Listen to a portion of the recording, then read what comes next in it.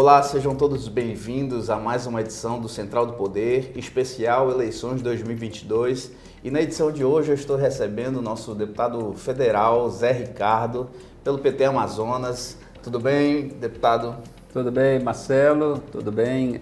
Quero deixar já um abraço a todos que acompanham aqui a programação do portal Central do Poder.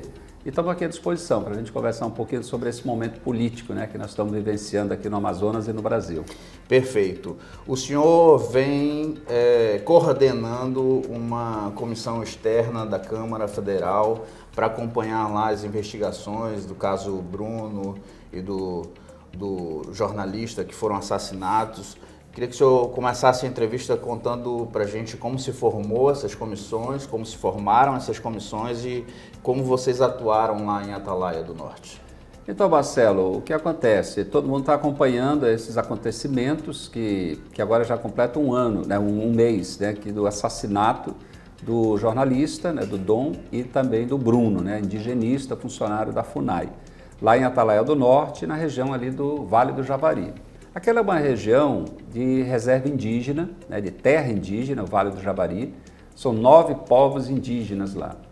E ali o que acontece, que a gente está percebendo agora com mais detalhes aí. Há muito tempo você vê ali as denúncias contra a invasão das terras, contra a pesca ilegal nesta região, a retirada ilegal de pescado, principalmente de pirarucu. Tem garimpo também numa outra área, você tem a questão de retirada de madeira, muita caça de animais silvestres. E nós temos esse acontecimento, os assassinatos. Na Câmara dos Deputados, assim como no Senado, foi aprovado a constituição de comissões especiais, seria a comissão externa. A função da comissão externa, primeiro, é acompanhar as investigações, o que está sendo feito no sentido de apurar as causas desse assassinato, os culpados, os possíveis mandantes e, de alguma forma, tentar pressionar para que as autoridades policiais, neste caso, tem uma força-tarefa, você tem ali um grupo de instituições que estão nessas investigações. Polícia Militar, Polícia Civil, Polícia Federal, Ministério Público. A comissão é exatamente para ver a circunstância de todos esses acontecimentos, incluindo a responsabilidade de órgãos públicos. A omissão ou as ações da FUNAI, de órgãos federais de fiscalização ambiental, ou seja, a responsabilidade do poder público em relação a esses acontecimentos todos. Então nós já estivemos lá na diligência na semana passada, na quinta, na sexta-feira. Vocês pegaram um voo direto Brasília? Pois é, nós tivemos o apoio, já que o Senado, tem a comissão do Senado, eles têm interlocução melhor, inclusive, do Ministério da Defesa, mas fizemos em conjunto os assentos para ter o deslocamento da equipe, dos senadores e deputados, de Brasília diretamente para Tabatinga. E lá teve o apoio do Exército para, através de helicópteros, o transporte de todas as comissões, de todos os membros, para Atalaia do Norte. E lá ouvimos as lideranças indígenas da Univaja, que é essa união dos povos indígenas do Vale do Javari. Ouvimos também funcionários da FUNAI, assim como a Força Tarefa. Então foi muito importante porque a partir daí, em Brasília agora, a comissão vai continuar realizando audiências públicas, levantar mais informações, que há uma possibilidade de fazer também denúncias ou cobranças, principalmente de proteção às lideranças indígenas que continuam ameaçadas por denunciar a pesca ilegal, que foi aquilo que o Bruno sempre fazia, denunciar junto à Polícia Federal, junto a outras autoridades, e que muitas vezes não era tomada nenhuma providência. E qual foi a sua impressão pessoal do clima que está lá? Como é que o senhor sentiu essa situação lá? Olha só, Marcelo, lá tem um clima de muita instabilidade, vamos falar assim, muito medo também. Diria medo de quem atua na defesa dos interesses indígenas, em primeiro lugar. Depois você tem um problema que é um lugar pobre, é um município, infelizmente, com IDH, o Índice de Desenvolvimento Humano, muito baixo, falta de oportunidades. Nós conversamos também com o prefeito, com os vereadores, tivemos uma audiência na Câmara, e eles falaram muito sobre a questão das atividades econômicas que precisam ter o apoio do governo estadual, federal, e você criar mais alternativas de geração de renda para a população, principalmente os ribeirinhos. Para impedir que eles sejam até assediados. Ali fizeram muitos relatos, tipo assim, você tem pescadores que acabam entrando em áreas indígenas para pescar para a família, isso é uma coisa. Mas você tem os pescadores, muitas vezes financiados, que é o caso, tem pescadores que vendem na cidade, é uma questão mais comercial, e você tem os pescadores financiados por grupos organizados, grupos criminosos. E é isso que a gente pôde constatar ouvindo os depoimentos lá em Atalaia. E em Brasília, na semana anterior, nós já tínhamos recebido uma comissão de alguns membros da Univaja e também de entidades como a COIAB que já denunciavam isso. Então você tem grupos organizados que financiam pescadores para poder invadir terras indígenas e depois esse peixe vai ou para o Peru, porque é fronteira com o Peru, ou para a Colômbia, ou mesmo no mercado brasileiro, mas através desses grupos criminosos. Essa é uma das possibilidades que o seu mandato como deputado federal lhe proporciona, né? De estar fazendo a interlocução entre uma situação local e os órgãos federais, né? Para quem está nos assistindo, eu queria que o senhor falasse um pouco a respeito, quais são as suas atribuições como deputado federal, uma vez que o senhor está no primeiro mandato de deputado federal, não é isso? Exatamente, Marcelo. Eu estou no primeiro mandato federal, vou ser pré-candidato à reeleição. Sim. E a nossa função como deputado, primeiro é ser voz da população lá no Congresso Nacional. E ano passado, na Câmara, eu fui o deputado do Amazonas que mais esteve na tribuna em defesa, né, da população. Tem outros colegas parlamentares bastante atuantes. E uma das questões é fiscalizar o governo federal e cobrar o governo federal, cobrar investimentos. Eu, como todos os parlamentares, nós temos as emendas parlamentares, a gente busca recursos, conseguir recursos para várias áreas, principalmente para a saúde, para os hospitais. Hoje mesmo estava fazendo visita, né, em unidades de saúde na capital, que eu consegui verbas, mas a parte que envolve fiscalização e que tem muito a ver com essa realidade do Alto Solimões é cobrar que o governo realize investimentos para que essas estruturas públicas funcionem. Por exemplo, o IBAMA está sucateado, eles desativaram o IBAMA, inclusive, no Alto Solimões. Então não fiscaliza crimes ambientais, porque não tem gente, não tem estrutura. A própria Polícia Federal, ela tem uma equipe muito pequena no Alto Solimões. E só existe Polícia Federal como delegacia em Manaus e lá. O resto do estado, Polícia Federal só vai lá se for chamado e quando puder ir lá, porque às vezes não tem estrutura para isso. Então o papel do deputado é cobrar que o governo realize investimentos no estado, dê condições de trabalho, por exemplo, o INCRA, para poder regularizar as terras para a produção. Você tem que ter a própria FUNAI para garantir o atendimento dos indígenas, a saúde indígena através da CESAI, o INSS, que essa é uma das grandes reclamações da população, que não consegue se aposentar mais no interior. O INSS não está funcionando. Então você vê muitos órgãos federais que têm atribuições para ajudar a população. A gente lamenta que o governo federal cortou muitos programas importantes, como Luz para Todos, o Minha Casa Minha Vida, porque não constrói mais casas em muitos municípios e na capital precisa. Nós tivemos cortes enormes no Instituto Federal, o IFAM, e também na Universidade Federal. Por isso que as minhas emendas de bancada são para o IFAM, para a Universidade Federal e a Universidade do Estado, que estão presentes no interior. Então nós estamos hoje num momento difícil porque o governo federal não está dando atenção devida ao estado do Amazonas e ao interior principalmente. E aí o senhor vê agora uma oportunidade de dar continuidade com essa sua pré-candidatura à reeleição, continuidade ao seu trabalho que vem desenvolvendo lá em Brasília. Nós temos no Amazonas somente 8 deputados federais, né? O Amazonas, pela Constituição, se fosse o TSE seguir as regras definidas pelo critério da população, o Amazonas era para ter mais deputados federais, era para ter no mínimo 10 deputados. Então, aumentando a representação, você teria mais vozes para defender o Amazonas. Como deputado, eu sou economista também, então a gente sempre cobrou muito a questão econômica. A Zona Franca hoje é o sustento do Amazonas. E eu trabalhei ligado ao polo industrial há muitos anos, então a gente sabe da importância. Quer dizer, uma empresa se instalar em Manaus, você tem toda uma sequência de geração de empregos diretos e indiretos. Só que agora o governo federal está ameaçando a Zona Franca o tempo todo. A última medida de redução de IPI atingiu em cheio a Zona Franca, que diminuiu a competitividade. Então, como deputado federal, uma das questões é essa, é a defesa da Zona Franca, da economia, dos investimentos para gerar emprego, né? Pensar e discutir políticas que possam diversificar esses segmentos econômicos. Como é que o senhor vê, desculpa lhe interromper, como é que o senhor vê essas medidas aí de redução do IPI pelo governo federal, pelo Bolsonaro, são realmente nocivas à Zona Franca? Olha só, elas não ajudam o Brasil, porque qual é a intenção ao reduzir o IPI, que é um imposto? Só que ele é um imposto indireto, é um imposto que está embutido no preço dos produtos, é imposto sobre produto industrializado. Quer dizer, tudo que é fabricado, um copo, por exemplo, o imposto está aqui dentro do copo. E a empresa, quando está fora de Manaus, tem que recolher IPI, é um percentual alto. Quando ela está instalada em Manaus, não paga o IPI. Então essa é a vantagem de estar aqui em Manaus. Na hora que o governo reduziu o IPI para fabricar um copo fora de Manaus, isso aumentou a vantagem de fabricar em outro estado e diminuiu em Manaus. Então essa medida, ela não reduziu o preço final do copo. O melhor exemplo é a geladeira e o fogão.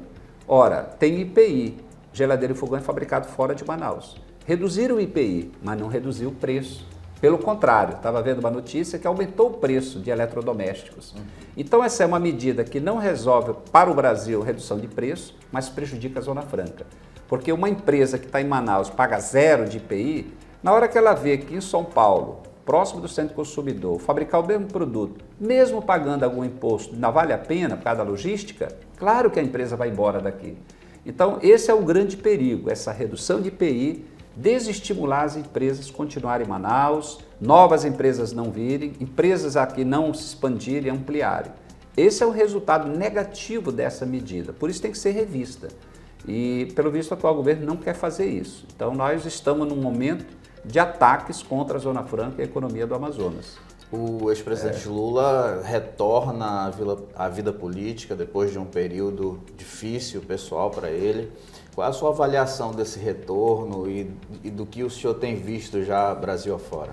Olha só, o Lula foi considerado pela população, na avaliação que foi feita no final dos governos dele, nos 2 governos, um dos melhores presidentes da República do país, né? Ele saiu com uma avaliação altíssima, né? Uma avaliação positiva.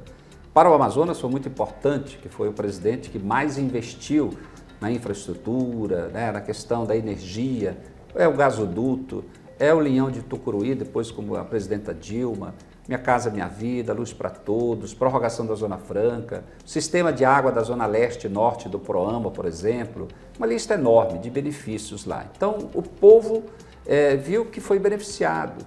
E tanto que na eleição passada, em 2018, quem é que estava em primeiro lugar na pesquisa? Era o Lula. Não era o Bolsonaro, não era outro, não, era o Lula. Então, assim, o que aconteceu com o Lula foi uma grande injustiça, processos fraudulentos, processos sem prova, sem nada.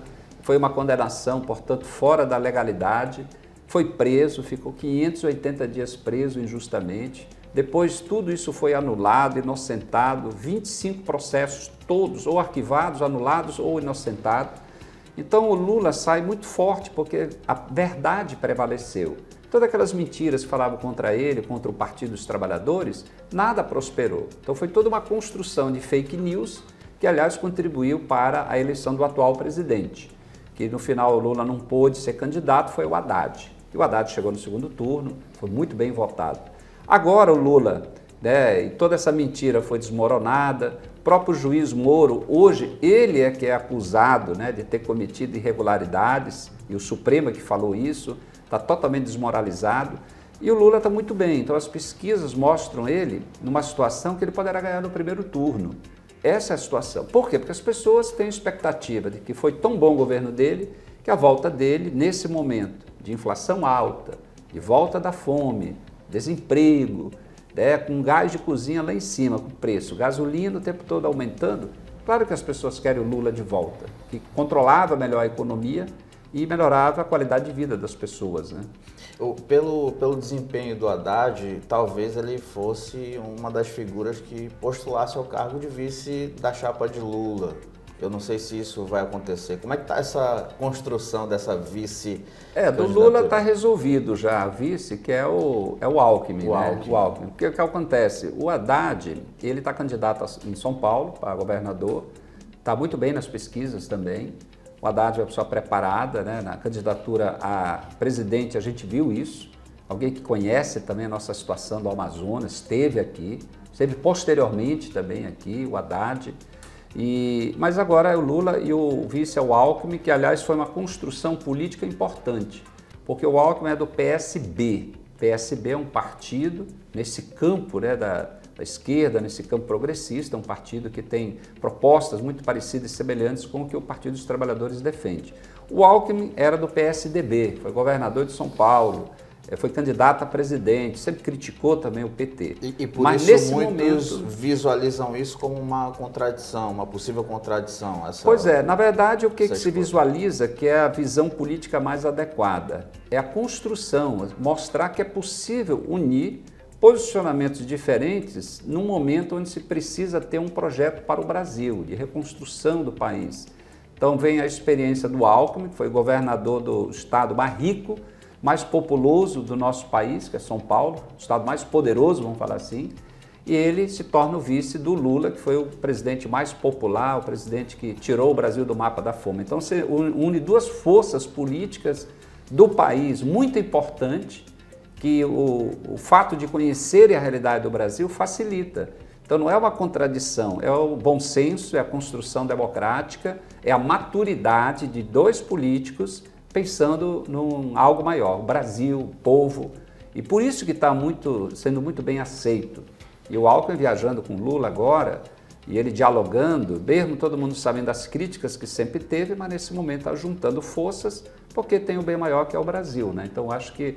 E é isso que está se refletindo nas pesquisas, né? Quer dizer, é uma coisa verdadeira, não é uma coisa radical do Lula para lá, o fulano para cá. Pelo contrário, é algo muito pé no chão, um programa de governo que está sendo construído com a participação de muita gente e o Lula viajando, ouvindo todos os segmentos. Isso é muito importante. E para o Amazonas é bom, porque o Lula, em algumas entrevistas recentes, ele defende a Zona Franca, ele está defendendo o Amazonas, ele questiona essa política de devastação, de falta de cuidado com o povo indígena. Então o Lula ganhando vai ser muito bom para o Amazonas. Falando de Amazonas, como é que está a articulação aqui? Eu vi que no sábado passado o Diretório Estadual se reuniu, apresentou algumas pré-candidaturas. Como é que está essa construção local? Pois é, nós temos dentro do partido, assim, encaminhamentos que foram dados a nível da direção nacional, né, desde o ano passado. Primeira prioridade é a eleição do Lula. Então, para isso, a direção nacional começou a dialogar com todos os partidos desse campo democrático, esse campo progressista e também de esquerda, e buscando os apoios. Por isso que conseguiram já construir a nível nacional, além de ter a federação, que é o PT, o PCdoB e o PV, que estão em federação, portanto é uma união estável, né, mesmo por 4 anos, né, a federação tem esse aspecto, mas já tem um apoio fechado também do PSB, por isso que tem um vice, né, do Alckmin, tem também o Solidariedade, que já fechou o apoio, o PSOL, a Rede e tem mais um partido que não me recordo agora. Esses estão fechados já. Eu acho que vai ser uma grande aliança, a maior aliança que o Lula já teve para uma eleição é essa que está sendo construída aí. E você tem diálogos com partidos como o PSD, como o MDB.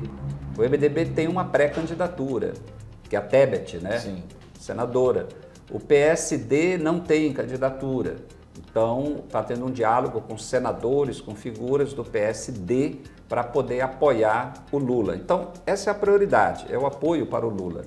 No nosso encontro que nós tivemos aqui no estado, do PT, foi decidida a chapa estadual e a chapa federal, definida também o quantitativo de candidatos por conta da federação, cada partido tem uma quantidade, PV, o PCdoB e o PT, e senador e governador, a decisão de quem vai ser o candidato que o PT do Amazonas vai apoiar é a direção nacional que vai tomar, dentro desse diálogo com os partidos que se pretende que apoie o presidente Lula. Então tem o PSD, tem o MDB, tem alguns outros aí também que tiveram diálogos aí. Então, por hora, esse é o quadro que a gente tem. No caso do PSD, o nome que todo mundo sabe aqui no estado, é o Omar Aziz, que é o nome lá. Se o PT nacional realmente confirmar, ele vai ser o nome para o Senado. Eu, particularmente, estava defendendo que o PT tivesse candidato ao Senado. Quem seria? Mas Então, nós não fizemos uma discussão interna. Eu estava com uma proposta de um nome, que era o professor Denis, professor lá do IFAM, Instituto Federal, lá da Zona Leste, mas isso nem chegou a ser debatido. É assim, é a minha opinião interna, partidária, que o PT deveria ter candidato ao Senado, candidato próprio, e não apoiar outros. E no caso de governo, situação muito parecida. Eu estava defendendo candidatura. Até o meu nome foi cogitado ano passado. Mas o presidente Lula fez um apelo para que todos os federais fossem candidatos à reeleição, que é o meu caso. Por quê? Porque ele precisa de apoio lá na Câmara dos Deputados, no Congresso Nacional. Por isso que eu estou pré-candidato à reeleição para deputado federal. E para governo, teve uma indicação do ex-senador João Pedro, mas acabou não prosperando, que a direção nacional disse, olha, vamos não lançar ninguém, não vamos confirmar nenhum nome, porque nós vamos continuar conversando com partidos para buscar apoio ao Lula. E aí tem conversa com Solidariedade, com o MDB, são os dois que eu tenho conhecimento. Mas eu não sei o que ficou definido até esse presente momento. Eu posso lhe perguntar, se a decisão fosse sua, o que o senhor direcionaria? A minha decisão é que, se fosse depender de mim, eu queria lançar candidato ao Senado e ao governo do próprio partido, ou vamos dizer assim, dos partidos da federação. Porque essa seria uma oportunidade de a gente discutir propostas para o Amazonas, para governo local aqui no estado. Por que isso? Porque eu já fui candidato a governador em 2017, naquela eleição tampão, né, com a saída do Zé Melo, Sim. E fui candidato a prefeito já de Manaus 2 vezes. Então eu entendo que nós temos que discutir projetos para desenvolver o Amazonas a partir daquilo que nós estamos vendo que o Lula está fazendo a nível nacional. Então essa seria a minha defesa. Mas, como já foi decidido que é a direção nacional que vai encaminhar e definir as candidaturas majoritárias, aí não cabe a mim tomar nenhuma posição diferente, porque não vai resolver nada. O senhor é conhecido pela população de Manaus como o homem da Kombi, né? A sua pré-campanha já está na rua, a Kombi já está na rua. A Kombi é assim, é um instrumento de prestação de contas. Sim. Eu sempre fiz isso, na verdade eu aprendi com o Praciano. Praciano era vereador, depois federal, e ele fazia isso, ele tinha uma Kombi velha, ele ficava lá no terminal de ônibus, e conversando com o povo, prestando contas, falando dos projetos. Aí quando eu fui eleito vereador, com ele também, aí ele me puxou, subi na Kombi e nunca mais desci. Nunca mais. Ou seja, toda semana eu estou em algum lugar da cidade, no terminal de ônibus ou no bairro, ou então no interior, no município do interior, eu não levo a Kombi porque não dá, mas aí eu arrumo um som e a gente está lá conversando diretamente com a população, na praça, lá no mercado. É uma forma de dar satisfação à população do trabalho que você faz, é uma forma direta de prestar contas e de ouvir, de receber sugestões também. Então, faço isso direto, né? Independente seja Independente, campanha inclusive, ou não. Fora da campanha, passei o ano inteiro fazendo isso. Menos no período da pandemia, porque era proibido você circular. Fora isso, é um ano que não tem eleição, mas eu estou toda semana prestando contas. É um ano de eleição, do mesmo jeito. Então, essa é a nossa prática comum. E aí o povo acabou falando, é o homem da Kombi, é o cara da Kombi, é o Zé da Kombi. Não tem problema, esse é o título que o povo deu, né? A gente vai continuar sempre na mesma linha e esse é o propósito dessa nossa pré-candidatura à reeleição. Uma vez reeleito, deputado, quais seriam as suas bandeiras prioritárias para esse segundo mandato? Olha só, primeiro continuar defendendo a economia, Zona Franca, e defendendo propostas de diversificações, né, de setores econômicos. Por exemplo, eu defendo que se fortaleça uma atividade que é o turismo. O Amazonas está perdendo com a falta de investimento efetivo para o turismo. Segunda, é a produção de alimentos. E eu me refiro a peixe, aos frutos. Hoje de manhã mesmo eu falava da produção de abacaxi que se perde em Taquatiara, que não é industrializado, da produção de laranja que tem também na região do Rio Preto, da Eva, que é crescente a produção, que você podia ter um processo de industrialização. Você vê o açaí, o Pará é o grande produtor de açaí, mas o Amazonas pode ser tanto ou mais como o Pará. É uma decisão política para gerar emprego e renda no interior, fazendo processamento, industrialização. Mas o elenco é grande. A Embrapa tem uma lista assim de uns 30 produtos com tecnologias desenvolvidas para você ampliar a produção no Amazonas. Então esse é um caminho também da economia sem devastar o meio ambiente. Turismo não devasta, essas atividades com processo de industrialização também não tem devastação. Então você contribui com a preservação. E a outra é tecnologia. Eu pretendo no segundo mandato, além de continuar lutando pelas universidades, pela educação, por verbas, é a pesquisa. O caminho do Amazonas é o conhecimento, é a pesquisa. Se a biodiversidade é aquilo que todo mundo fala, que é uma possibilidade de se aproveitar a floresta em pé para gerar renda e isso beneficiar todo mundo, então esse vai ser um caminho, a gente cobrar que o próximo governo possa investir mais em ciência e tecnologia, em pesquisa. E nós temos muito recurso para isso.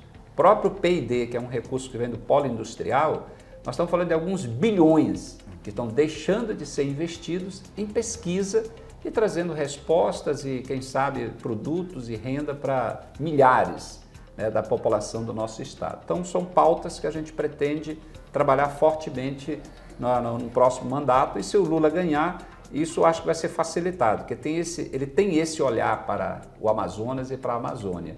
Então facilita propostas como essa serem implementadas de verdade. E a nossa 319 aí, seria também uma pauta positiva? Eu acho que isso já deveria ter sido resolvido. Então, com certeza, Lula ganhando vai ser muito cobrado em relação a 319.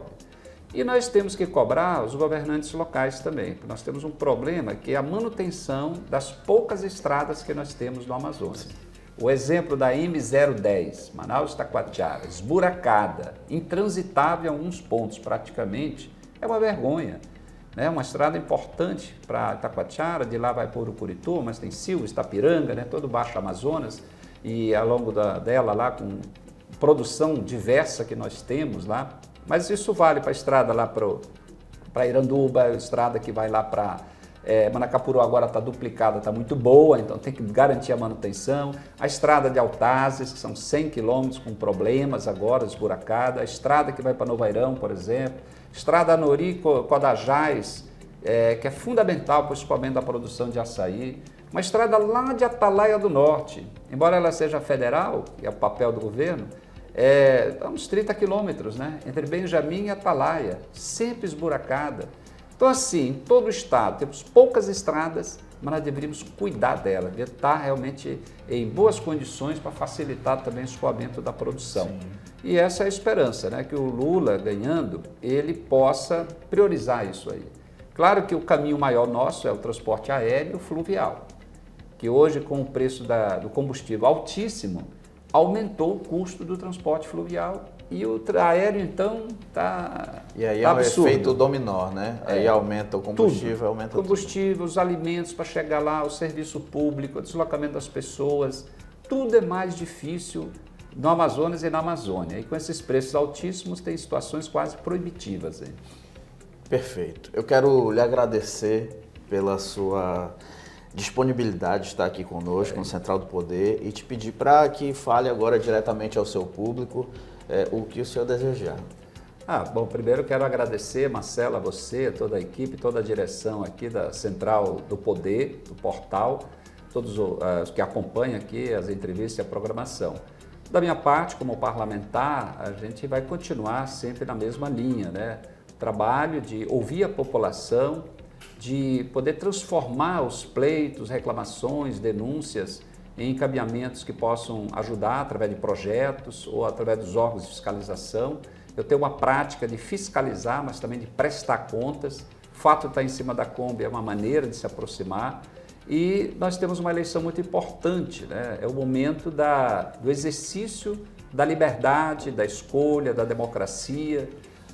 Os jovens, cada vez mais tem mais jovens interessados pela política, então é muito importante nesse momento convidar os jovens a participar da eleição. Se não for candidato, mas acompanhar candidato, ser rigoroso na escolha, não aceitar, por exemplo, a compra de votos, os crimes eleitorais. Temos que ter coragem de denunciar para poder o bom candidato, aquele que respeita as pessoas, poder ele ser eleito, para ele ser uma voz verdadeira dos interesses da população. E não aqueles que vêm com dinheiro, com estrutura, que querem burlar o processo, tentando comprar a consciência das pessoas. Então, para todos e todas, desejo assim, boa sorte no processo eleitoral e muita saúde, que nós temos que continuar lutando pela saúde, porque a pandemia mostrou que sem saúde a economia vai mal, a nossa vida vai mal e muita tristeza porque muita gente perdeu pessoas queridas dessa doença cruel Covid. Então vamos continuar lutando pela saúde. E um grande abraço para todos e todas. Obrigado, deputado. E você que nos acompanha, eu quero te convidar a continuar assistindo às nossas entrevistas nas nossas redes sociais e no nosso portal centraldopoder.com.br. Nos encontramos na próxima oportunidade.